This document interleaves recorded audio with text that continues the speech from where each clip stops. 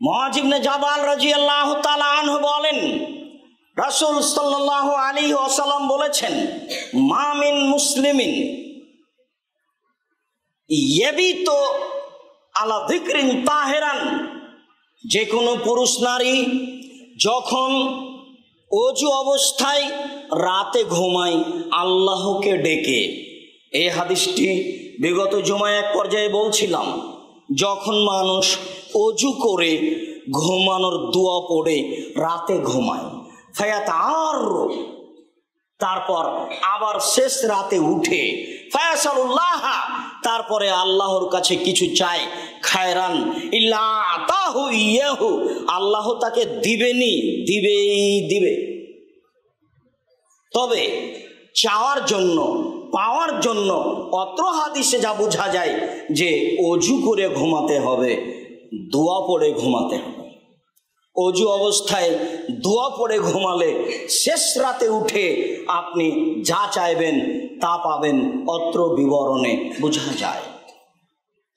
জাবের রাদিয়াল্লাহু তাআলা আনহু বলেন, সামি'তু রাসূলুল্লাহ সাল্লাল্লাহু আলাইহি সাল্লাম ইয়াকুল, আমি রাসূল সাল্লাল্লাহু আলাইহি সাল্লামকে বলতে শুনেছি, তিনি বলছিলেন, ইন্না ফিল লাইলি লাসা, অবশ্যই রাতে একটি সময় রয়েছে, লা ইয়াফিকুহা আব্দুল মুসলিম, যে কোনো পুরুষ যে কোনো নারী যখন সেই সময়ের মুখামুখি হয়, যে কোনো পুরুষ যে কোনো নারী যখন সেই সময়ের মুখামুখি হয়, ইয়াসআলুল্লাহ ফিহা খায়রান মিন আমরিদ দুনিয়া ওয়াল আখিরাহ, এবং সেই সময়ে চাই ইহকালের কল্যাণ পরকালের কল্যাণ, যে কোনো কিছু ভালো, ইহকালের ভালো পরকালের ভালো, যে কোনো কিছু ভালো, ইহকালের ভালো পরকালের ভালো চাই, ইল্লা আতাহু ইয়াহু, আল্লাহ তাকে দিবেনি, দিবে।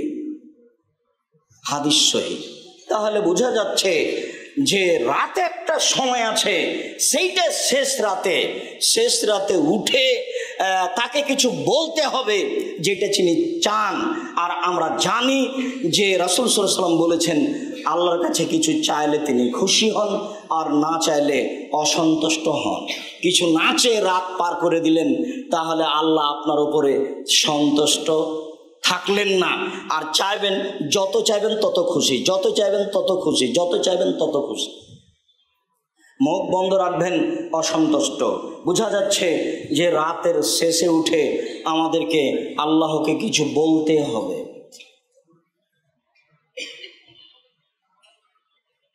উমামা বাহিলি রাদিয়াল্লাহু তাআলা আনহু বলেন, রাসূল সাল্লাল্লাহু আলাইহি ওয়াসাল্লাম বলেছেন, জিজ্ঞাসা করা হলো রাসূল সাল্লাল্লাহু আলাইহি সাল্লামকে, আয়ুদ দুআ আসমা, আল্লাহর নিকটে সবচেয়ে বেশি দোয়া কবুল হয় কখন, কোন সময়ে কোন দোয়া আল্লাহর নিকটে বেশি কবুল হয়?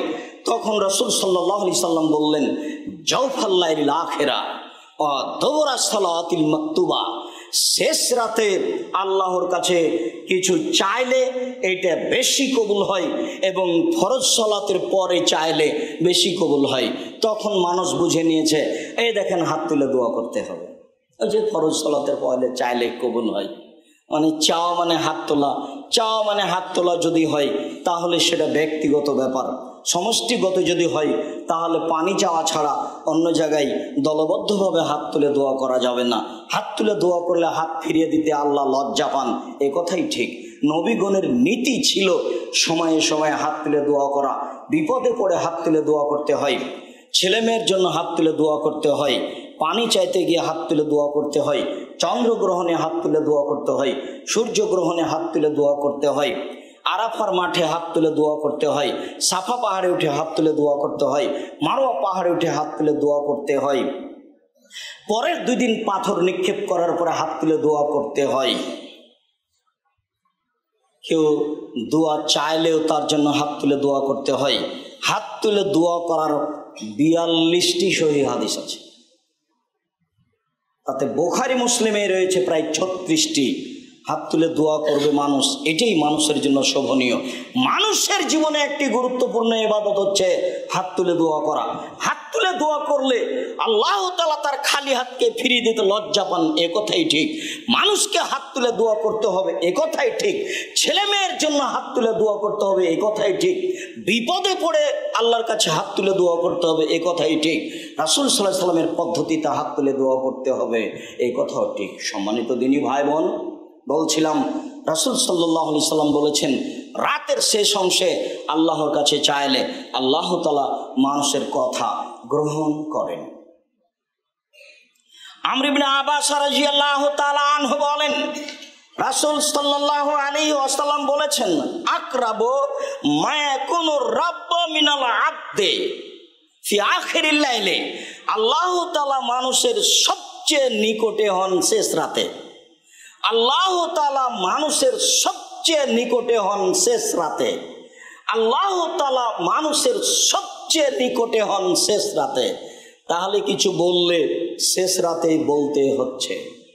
উমামা বাহিলি রাদিয়াল্লাহু তাআলা আনহু বলেন, রাসূল সাল্লাল্লাহু আলাইহি ওয়াসাল্লাম বলেছেন, আলাইকুম বিকিয়ামিল লাইলে, পৃথিবীর মানুষ তোমাদের শেষ রাতে উঠে ইবাদত করা জরুরি। অবশ্যই তা ফরজ নয়। পৃথিবীর মানুষ, পুরুষ নারী, রাতের শেষ অংশে উঠে তোমাদের ইবাদত করা জরুরি। ফাইন্নাহু তাবুস সালিহিনা কাবলাকুম, অতীতে যত ভালো মানুষ চলে গেছে, নবী রাসূল পরহেজগার মানুষ, তাদের নীতি ছিল রাতে উঠে ইবাদত করা। পৃথিবীতে যত নবী রাসূল ভালো মানুষ চলে গেছেন, তাদের নীতি ছিল শেষ রাতে উঠে ইবাদত করা। অতীতে যত নবী রাসূল ভালো মানুষ চলে গেছেন, তাদের নীতি ছিল শেষ রাতে উঠে ইবাদত করা। মানুষকে শেষ রাতে উঠে ইবাদত করতে হবে, এটা মানুষের জীবনে একটি জরুরি গুরুত্বপূর্ণ কাজ। তিনি বলেন, অহুয়া কুরবাতুন লাকুম ইলা রাব্বিকুম, শেষ রাতে আল্লাহকে কিছু বললে সে আল্লাহর নিকটে হয়ে যায়। শেষ রাতের ইবাদতের মাধ্যমে মানুষ আল্লাহর নিকটে হয়ে যায়। ওয়া মুকাফফারাতুল লিসায়াত, শেষ রাতে উঠে কিছু বললে পাপ ক্ষমা হয়ে যায়। ওয়া মানহাতুন আনিল ইসমে, শেষ রাতে উঠে কিছু বললে মানুষ পাপ থেকে দূরে সরে যায়। মানুষ যদি শেষ রাতে উঠে ইবাদত করতে শিখে, তাহলে আল্লাহ তার নিকটে হয়ে যাবেন। মানুষ যদি শেষ রাতে উঠে ইবাদত করতে পারে, তাহলে মানুষের পাপ মিটে যাবে। মানুষ যদি শেষ রাতে উঠে ইবাদত করতে পারে, তাহলে মানুষ নিজেই পাপ কাজ থেকে দূরে সরে যাবে। সম্মানিত দিনী ভাই বোন, আমরা বলছিলাম রাসূল সাল্লাল্লাহু আলাইহি সাল্লামের শেষ রাতে উঠে ইবাদত করা, বলছিলাম নফল সালাত। রাসূল সাল্লাল্লাহু আলাইহি সাল্লাম উঠে কি বলতেন, এইটা আমাদের জানা জরুরি। সেই অনুপাতে আল্লাহ আমাদের আমল করার তৌফিক দান করুক। আল্লাহুম্মা আমিন। আল্লাহুম্মা সাল্লি আলাইহি, আল্লাহুম্মা বারিক আলাইহি। আলহামদুলিল্লাহ ওয়াহদা, ওয়াসসালাতু ওয়াসসালামু আলা মান লা নাবিয়্যা বাদা। সম্মানিত মসজিদের দ্বীনি মুসলিম ভাই বোন, আমরা সকল মুসলিম ভাই বোনকে সম্বোধন করে বলতে চাচ্ছি, আপনি ঘুম থেকে উঠে বলবেন কি? উবাদা ইবনে সামিত রাদিয়াল্লাহু তাআলা আনহু বলেন, রাসূল সাল্লাল্লাহু আলাইহি ওয়াসাল্লাম বলেছেন, মান আরা মিনাল লাইলি, কোন মানুষ যদি শেষ রাতে উঠে, সুম্মা কালা, অতঃপর বলে, লা ইলাহা ইল্লাল্লাহু ওয়াহদাহু লা শারীকা লাহু লাহুল মুলকু ওয়া লাহুল হামদু ওয়া হুয়া আলা কুল্লি শাইইন কাদির। লা ইলাহা ইল্লাল্লাহ, আল্লাহ ছাড়া কোনো মাবুদ নেই।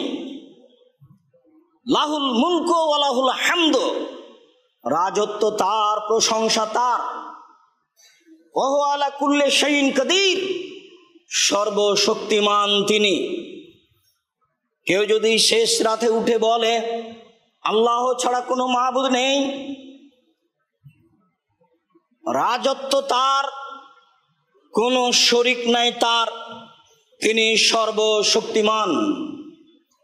সুবহানাল্লাহি ওয়াল হামদুলিল্লাহি ওয়া লা ইলাহা ইল্লাল্লাহু আল্লাহু আকবার, পবিত্রতা বর্ণনা করি তার, প্রশংসা তার, আল্লাহ ছাড়া কোনো মাবুদ নেই, সর্বশক্তিমান তিনি।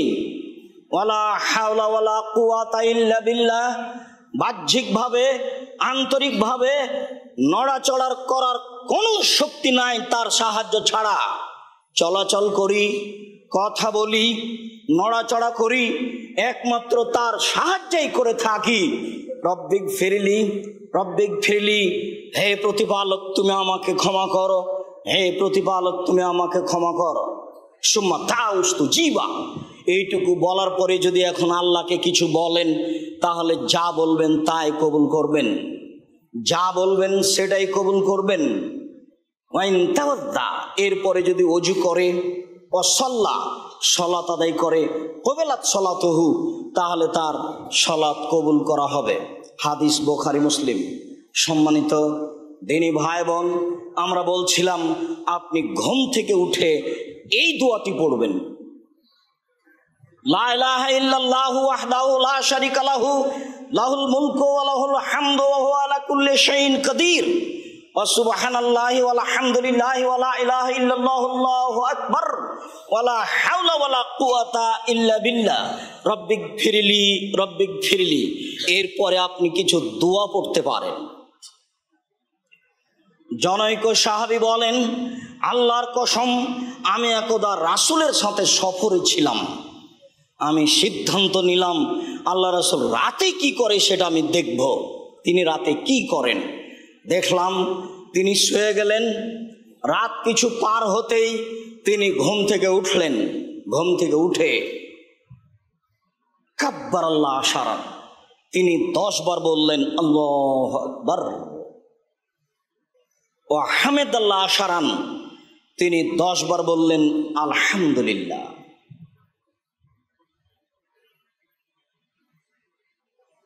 ও কাব্বারা লা ইলাহা ইল্লাল্লাহ আশারান, তিনি লা ইলাহা ইল্লাল্লাহ বললেন 10 বার।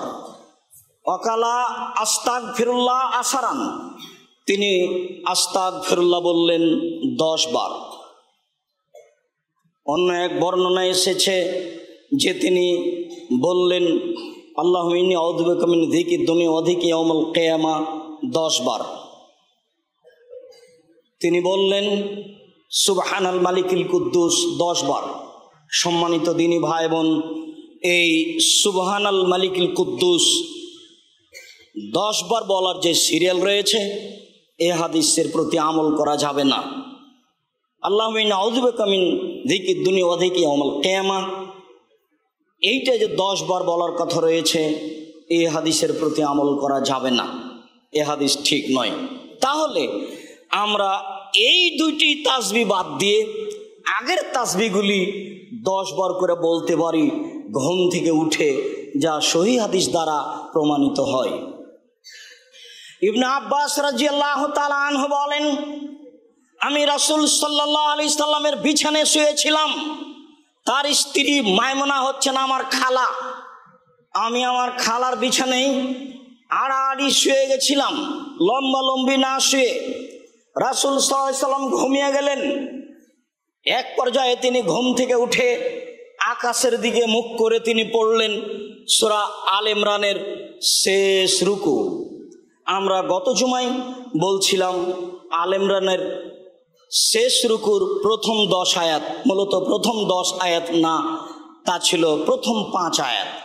এক বর্ণনা এসেছে তিনি সূরা আল ইমরানের শেষ রুকু পড়লেন, আর এক বর্ণনা এসেছে তিনি আল ইমরান সূরার শেষ রুকুর প্রথম 5 আয়াত পড়লেন। ইন্না ফি খালকিস সামাওয়াতি ওয়াল আরদ, এখান থেকে শুরু করে ইন্নাকা লা তুখলিফুল মিয়াদ পর্যন্ত এই 5 আয়াত তিনি পড়লেন। সম্মানিত দিনী ভাই বোন, রাসূল সাল্লাল্লাহু আলাইহি সাল্লাম ঘুম থেকে উঠে এই সূরা আল ইমরানের শেষ রুকুর 5 আয়াত পড়তেন, অথবা পুরো শেষ রুকু পড়তেন। আমাদেরকে অন্তত সূরা আল ইমরানের শেষ রুকুর প্রথম 5 আয়াত মুখস্থ করার জন্য প্রাণপণে চেষ্টা করতে হবে। ইবনে আব্বাস রাদিয়াল্লাহু তাআলা আনহু বলেন, ইযা কামা রাসূলুল্লাহ সাল্লাল্লাহু আলাইহি সাল্লাম মিনাল লাইলি ইয়াতাহাজ্জাদু যখন রাসূল সাল্লাল্লাহু আলাইহি সাল্লাম তাহাজ্জুদ পড়ার জন্য রাতে উঠতেন, কালা তিনি বলতেন, আল্লাহুম্মা লাকাল হামদ, হে আল্লাহ প্রশংসা তোমার, আনতা কাইয়ুমুস সামাওয়াতি ওয়াল আরদি ওমান ফিহিন্না, আকাশ জমিন এবং আকাশ জমিনের ভিতরে যা কিছু আছে সব কিছুর রক্ষক প্রতিষ্ঠাকারী তুমি, প্রতিষ্ঠা করেছ তুমি, সৃষ্টি করেছ তুমি, রক্ষক তুমি। আলাকাল হামদু আনতা নূরুস সামাওয়াতি ওয়াল আরদ, প্রশংসা তোমার, তুমি আকাশ জমিন, আমান ফিহিন্না, আকাশ জমিনের মধ্যে যা কিছু রয়েছে সব কিছুর আলো তুমি। আলাকাল হামদু, প্রশংসা তোমার, আনতা মালিকুস সামাওয়াতি ওয়াল আরদ ওমান ফিহিন্না, আসমান জমিন এবং আসমান জমিনের মধ্যে যা কিছু রয়েছে সব কিছুর মালিক তুমি। আলাকাল হামদু, প্রশংসা তোমার, আনতাল হাক্ক, তুমি তো সত্য, ওয়া ওয়াদাকাল হাক্ক, তোমার ওয়াদা সত্য, ওয়া লিকাউকা হাক্কুন, তোমার সাক্ষাৎ বিচার মাঠে হবে এইটা সত্য, ওয়া কাউলুকা হাক্কুন, তুমি যা বলেছ তোমার বাণী সত্য, বিচার মাঠে সাক্ষাৎ হবে, ফলাফল হবে, আমি সব কিছু করেছি, তোমার বাণী সত্য। অল জান্নাত হাক্কুন, জান্নাত সত্য, অন্নার হাক্কুন, জাহান্নাম সত্য, অন্নাবিউনা হাক্কুন, নবীগণ সত্য, ও মুহাম্মাদুন হাক্কুন, মুহাম্মদ নবী সত্য, ওয়াসসাআতু হাক্কুন, কিয়ামত সত্য, কিয়ামত হবেই। আল্লাহুম্মা লাকা আসলামতু ইলাইকা, হে আল্লাহ আমি তোমার নিকটে সমর্পণ করলাম নিজেকে, অবেকা আমান্ত, আমি তোমাকে মেনে নিয়েছি, ওয়া আলাইকা তাওয়াক্কালতু, আমি তোমার উপরে ভরসা করেছি, অবেকা আনাব্ত, ওয়া ইলাইকা আনাব্ত, আমি তোমার নিকটে ফিরে গেছি, অবেকা খাসান্ত, আমার শত্রুর সাথে মোকাবেলা করে থাকি তোমার সাহায্যে, ও হাকান্ত এলাইকা, বিচার আচার সব কিছু পেশ করে থাকি তোমার নিকটে, শত্রুর মোকাবেলা করে থাকি তোমার সাহায্যে, বিচার আচার সব কিছু পেশ করে থাকি তোমার নিকটে। যেহেতু সব কিছু করে থাকি, সমস্ত প্রশংসায় তোমার, দীর্ঘ সময় ধরে তোমার ব্যাপারে আমি যা বললাম, এবার তুমি শোনো, ফাগফিরলি, আমাকে ক্ষমা করো। এতক্ষণ পর্যন্ত এই জন্যই তো বললাম, ফাগফিরলি, ক্ষমা করো। বেকামান্ত,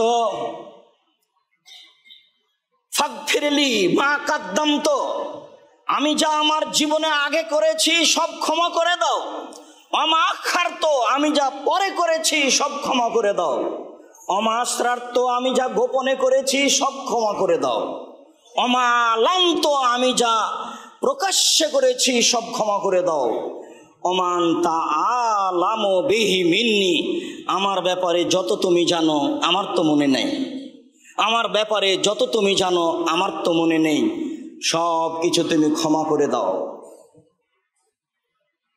আল্লাহুম্মা আনতাল মুকাদ্দিম, তুমি আগে থেকে আছো, আনতাল মুআখির, তুমি চিরদিন থাকবে, শেষেও তুমি থাকবে, লা ইলাহা ইল্লা আনতা, তুমি ছাড়া কোনো মাবুদ নেই, ওয়া লা ইলাহা গায়রুকা, আর তুমি ব্যতীত সত্য কোনো মাবুদ নেই। রাসূল সাল্লাল্লাহু আলাইহি সাল্লাম এই দোয়া পড়তেন রাতে উঠে।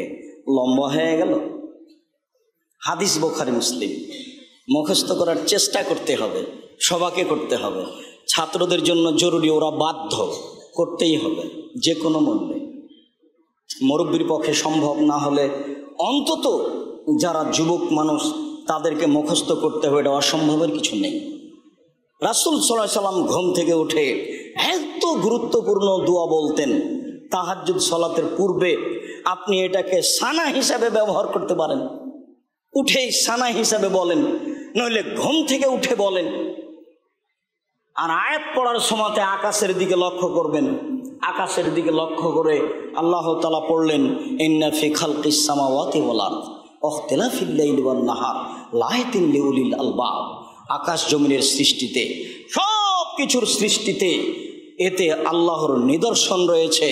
কে জানবে, কে বুঝবে? এত বড় বিশাল কোরআন, এতে কি আছে কে একটু বুঝে না। এই বিশাল কোরআনে যেখানে সেখানে আছে তার ক্ষমতা। ক্ষমতা দেখাতে গিয়ে তিনি সর্বপ্রথমে যেটা দেখিয়েছেন সেটা আসমানের মালিক আমি, জমিনের মালিক আমি। তারপরে যেটা দেখিয়েছেন সূর্য চলে আমার আদেশে, চন্দ্র চলে আমার আদেশে।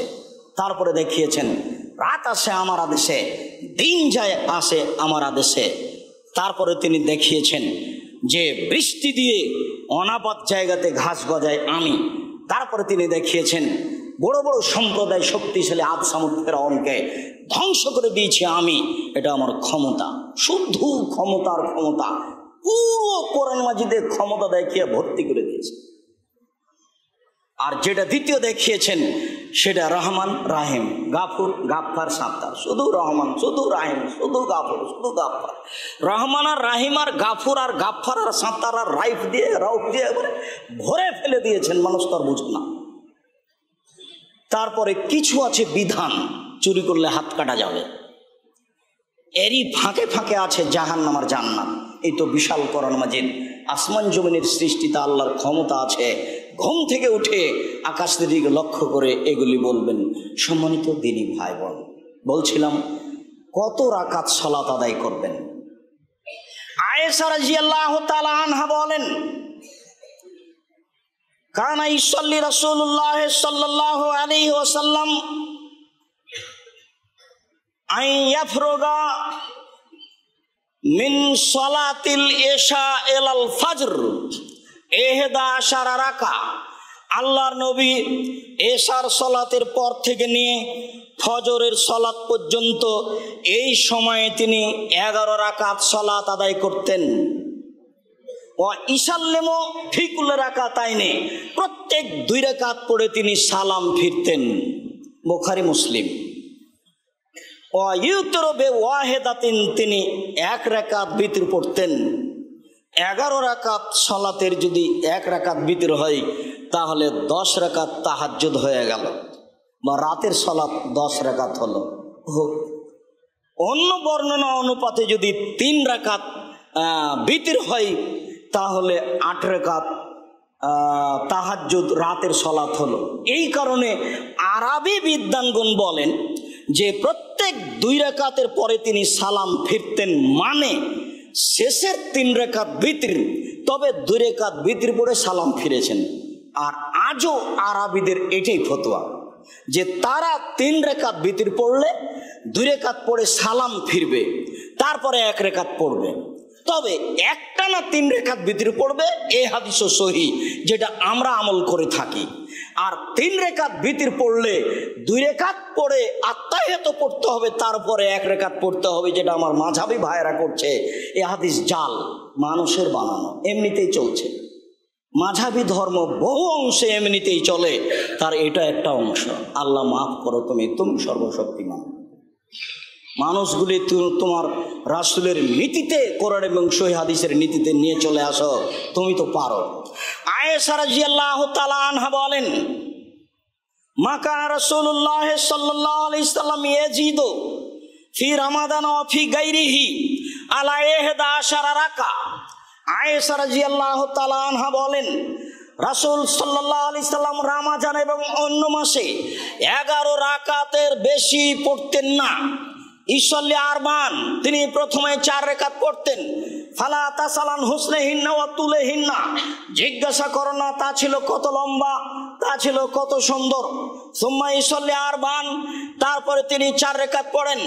জিজ্ঞাসা করো না তা ছিল কত লম্বা, তা ছিল কত সুন্দর, তা ছিল বেহিসাব লম্বা, তা ছিল বেহিসাব সুন্দর, অতীব সুন্দর, অতীব লম্বা। সুম্মা ইসল্লি সালাসান, তারপরে তিনি পড়তেন 3 রাকাত। অত্র বুখারী মুসলিমের হাদিসে স্পষ্ট হয় যে তিনি 3 রাকাত বিতর পড়েছেন। তবে ওই হাদিসে 1 রাকাত বিতরের সাথে সাথে একাধিক সহিহ হাদিস আছে 1 রাকাত বিতরের। 1 রাকাত বিতরের সবচেয়ে বেশি হাদিস আছে। আমরা অচিরেই রাসূল সাল্লাল্লাহু আলাইহি সাল্লামের সালাত এবং প্রচলিত সালাত আব্দুর রাজ্জাক বিন ইউসুফ এই বইটা পেয়ে যাব। আজকে খবর নিলে বোঝা যাবে আছে কিনা, অবশ্য আমি খবর নিইনি, আমার জানা নাই। তাতে 1 রাকাত বিতর পড়া যাবে না মর্মে সব হাদিসগুলি জাল, আর 1 রাকাত বিতর পড়তে হবে মর্মে সব হাদিসগুলি সহিহ। বুখারী মুসলিম থেকে শুরু করে বিষয়টি দেখার জন্য সকল দিনী ভাই বোনকে আমরা অনুরোধ জানাচ্ছি। বলছিলাম রাতের সালাত। মাসরুক রাদিয়াল্লাহু তাআলা আনহু বলেন, আমি আয়েশা রাদিয়াল্লাহু তাআলা আনহাকে জিজ্ঞাসা করলাম, আন সালাতে রাসূলুল্লাহ সাল্লাল্লাহু আলাইহি সাল্লাম বিল্লাইলি, রাতে রাসূল সাল্লাল্লাহু আলাইহি সাল্লাম কিভাবে সালাত আদায় করতেন, কত রাকাত করতেন? ফাকালা, তিনি বললেন, সাবুন অতিসুন ওয়া 11 রাকাত। তিনি বললেন কখনো পড়তেন 7 রাকাত, কখনো পড়তেন 9 রাকাত, কখনো পড়তেন 11 রাকাত। তাহলে বোঝা গেল যে সময়ের গতিতে 6 রাকাত রাতের সালাত আদায় করতেন, 1 রাকাত বিতর পড়তেন। সময়ের গতিতে 8 রাকাত রাতের সালাত আদায় করতেন, 1 রাকাত বিতর পড়তেন। সময়ের গতিতে 10 রাকাত রাতের সালাত আদায় করতেন, 1 রাকাত বিতর পড়তেন।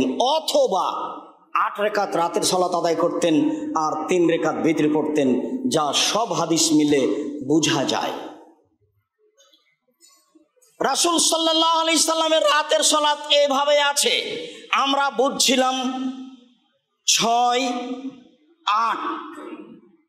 এবার বুঝি। আবু হুরায়রা রাদিয়াল্লাহু তাআলা আনহু বলেন, রাসূল সাল্লাল্লাহু আলাইহি ওয়াসাল্লাম বলেছেন, মানিস্তাইকাদা আহলাহু, যে ব্যক্তি তার রাতে স্ত্রীকে জাগালো,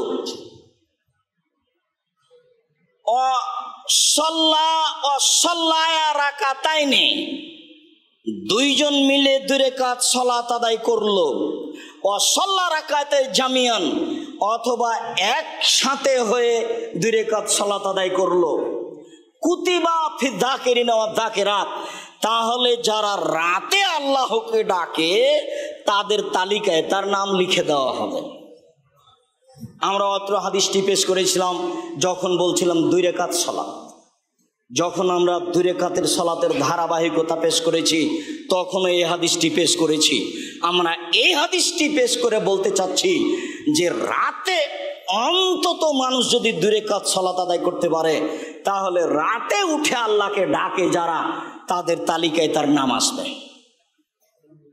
সম্মানিত দিনী ভাই বোন, আমরা আপনাদেরকে রাতে নফল সালাত আদায়ের জন্য অনুরোধ জানাচ্ছি।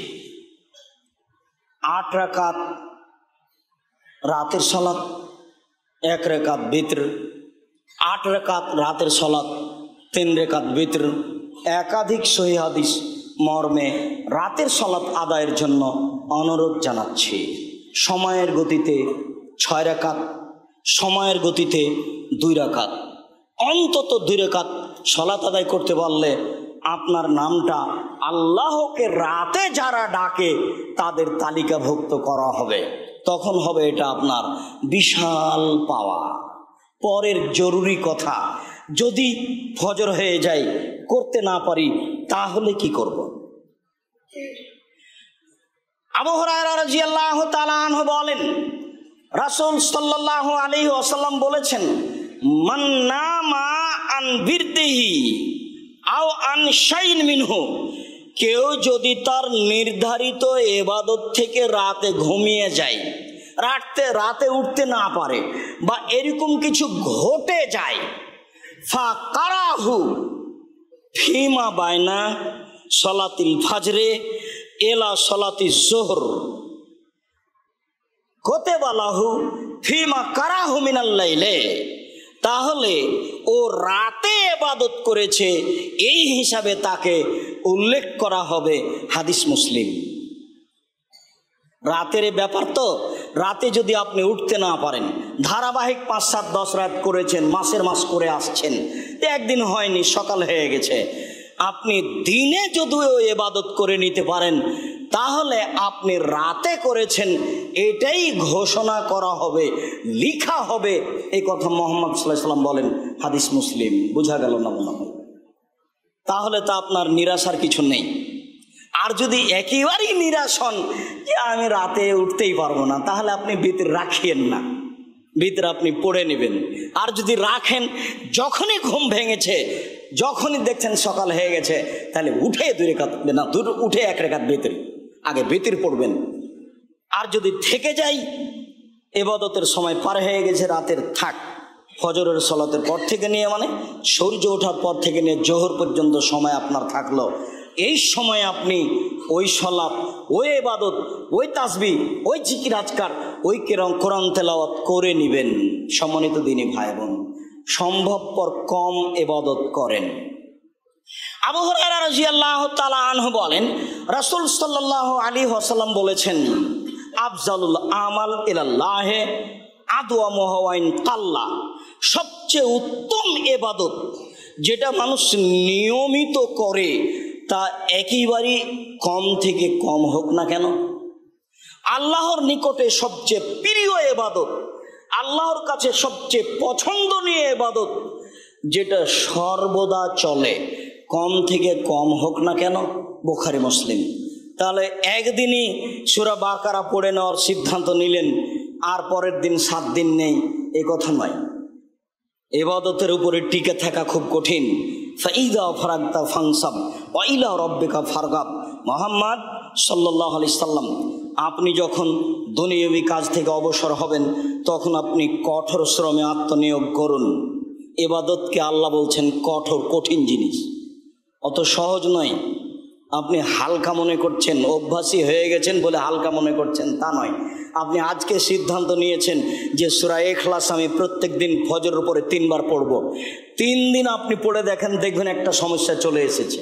আপনার ছোট ভাই, আপনার নাতি, আপনার ছেলে এসে বলছে আব্বু আব্বু আপনাকে ডাকে, তখন আপনি তাড়াহুড়া করে উঠে চলে গেছেন, দেখেন হয়নি। টিকে থাকা খুব কঠিন। এই জন্য রাসূল সাল্লাল্লাহু আলাইহি ওয়াসাল্লাম বলছেন সবচেয়ে উত্তম আমল হচ্ছে অবিরাম বহাল রাখা, সর্বদা বহাল রাখা, কম হলেও যেটা আল্লাহ তাআলা পছন্দ করেন। মর্মে সকল দিনই ভাই বোনকে আমরা রাতে নফল সালাত আদায়ের জন্য অনুরোধ জানাচ্ছি, অন্তত 2 রাকাত। যেহেতু রাতের ইবাদত আল্লাহ বেশি পছন্দ করেন, তিনি হাত প্রশস্ত করে দিতে চান, ক্ষমা করতে চান। অতএব রাতের যে কোনো অংশে উঠে নিজের সমস্যা, ছেলে মেয়ের সমস্যা, সব কথাগুলি আল্লাহর দরবারে পেশ করি। ছেলে মেয়ে আমাকে গালি দিয়েছে, মেরেছে, এর জন্য অভিশাপ করবেন না। আপনি তাড়াহুড়া করে অজু করে 2 রাকাত সালাত আদায় করে আল্লাহকে বলেন, আমি তো ছেলে এমনটা চাইনি, না, ছেলে আমাকে মেনে চলবে এটাই চেয়েছি, তুমি আমাকে ছেলে ফিরিয়ে দাও। কান্নাকাটি করে ওখানে বলেন, এই কথা কেন আপনি বললেন, তোকে ত্যায্যপুত্র করলাম, তোকে ত্যায্যপুত্র করলাম, তোকে ত্যায্যপুত্র করলাম, এই কথা বলছেন কেন? এটা ঠিক নয়। সম্মানিত দিনী ভাই বোন, মানুষ মাত্র বিপদে থাকে, মর্মে রাতে উঠে নফল সালাত আদায়ের জন্য অনুরোধ জানাচ্ছিলাম। নফল সালাত আদায়ের জন্য গুরুত্বপূর্ণ নীতি পেশ করেছি। অজু করে দোয়া পড়ে শুইবেন। এবার রাতে উঠে অজু করে 2 রাকাত সালাত আদায় করে যা বলবেন সেটাই গ্রহণ হবে বলে একাধিক হাদিস বোঝা যায়। মর্মে সকল দিনই ভাই বোনকে আমল করার জন্য অনুরোধ জানিয়ে দ্বিতীয় অনুরোধ জানাচ্ছি, আমার মনে বড় স্বাদ এদেশের মাটিতে উন্নত মানের প্রতিষ্ঠান গড়বই গড়বে ইনশাল্লাহ। সেটা আপনাদের জামিয়া সালাফে ডাঙ্গিপাড়া পবা রাজশাহী, জামিয়া সালাফে রূপগঞ্জ নারায়ণগঞ্জ ঢাকা। প্রতিষ্ঠান যত সামনের দিকে বাড়ে, তত সামাজিক সমস্যা, বিপদ আপদ বেশি হয়ে নেমে আসে, এ কথাই ঠিক। মর্মে বিপদ আপদ সমস্যা যেন আমাদের ক্ষতি না করতে পারে মর্মে আপনারা আন্তরিকভাবে দোয়া করবেন, বলবেন আল্লাহ তুমি জামিয়া সালাফিকে কবুল করো। তৃতীয় জরুরি অনুরোধ, আমি আপনাদেরকে জোরালোভাবে অনুরোধ জানিয়েছি, প্রতি জুমায় বাইতুল হাম জামে মসজিদে নিজে আত্মীয় স্বজন, খালা ফুফু, বোন খালা, ভাই যারা আছে তাদেরকে ডেকে নিয়ে আসার চেষ্টা করবেন, কেননা আমরা আপনাদের